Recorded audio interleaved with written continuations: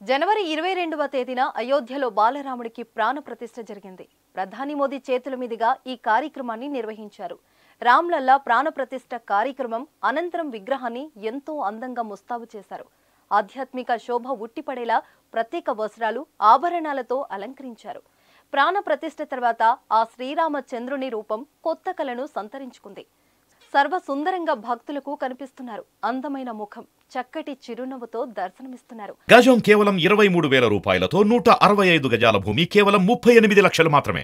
ఆ బాలరాముని చూస్తే అచ్చం రాములోరిని చిన్నప్పుడు చూసినట్టుగానే ఉందని భక్తులు పులకరించిపోతున్నారు.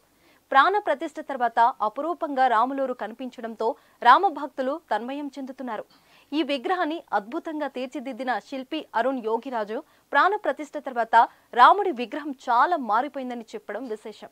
అసలు తాను చేసిన విగ్రహమేనా అనే డౌట్ వచ్చిందని యోగిరాజు తెలిపారు.